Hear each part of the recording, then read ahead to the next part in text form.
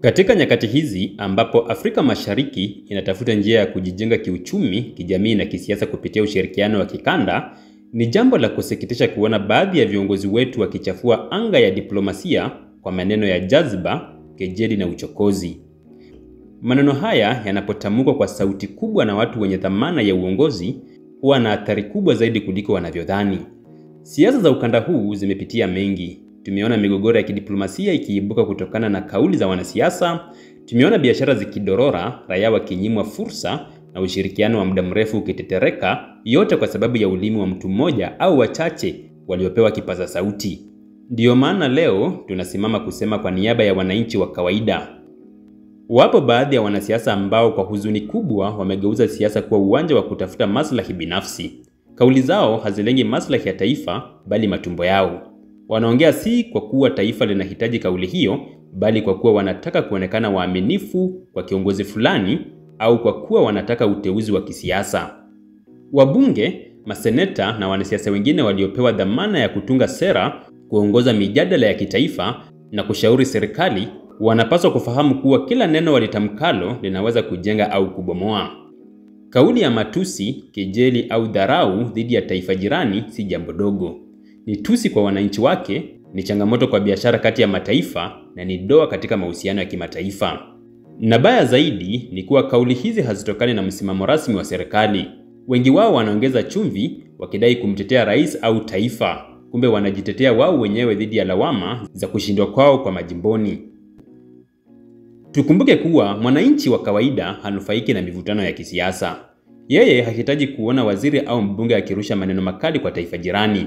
Yeye anahitaji barabara bora, huduma bora za afya, shule nzuri kwa watoto wake, mazingira salama ya kuishi na kufanya kazi na uwezo wa kuuza au kununua bidhaa kwa uhuru. Anapozuiwa kusafirisha bidhaa kwenda nchi jirani, anapopata taabu kuvuka mpaka kutafuta huduma au soko, ni kwa sababu ya matamshi ya viongozi wachache wasiozingatia athari za kauli zao.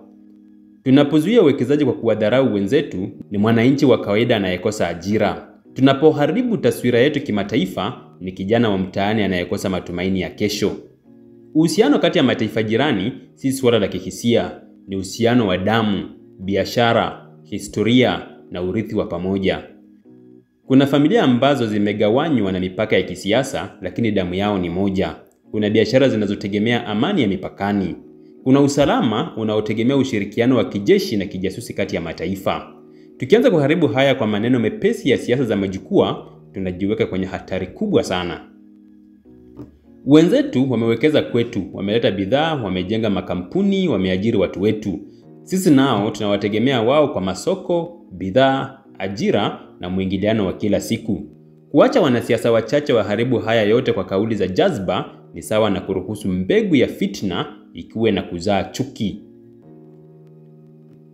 Waziri Musalia Mudavadi alishatoa kauli ya busara akieleza kwa lugha ya heshima na uwazi msimamo wa taifa. Alionyesha kile tunachokitarajia kwa viongozi wa ngazi ya juu, uwezo wa kupoza moto si kuongeza mafuta.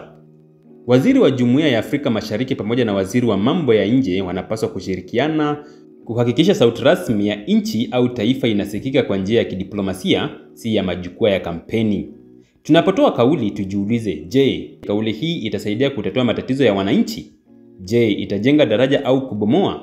Je, itatuvusha kuelekea maendeleo au itaturudisha nyuma? Tunapaswa kufahamu kuwa kila neno tunalosema leo linaweza kuwa kumbukumbu ya kesho. Kauli ya kisiasa ikitoka kinywani mwa kiongozi haibaki kuwa ya mtu binafsi, inakuwa ya taifa. Dunia huandika, historia hurekodi na wananchi hulipia gharama. Hivyo basi, kwa viongozi wote waliopewa majukumu ya taifa, zungumzeni kwa busara, tafakarini kabla ya kauli, na tambueni kuwa taifa hili halijengwi kwa siasa za tumbo, bali kwa hekima, busara na maono ya pamoja. Subscribe kwenye Tathmini ya Dunia ili usipitwe na makala, habari na mambo yanayojiri katika dunia sasa. Subscribe, like pamoja na kushare.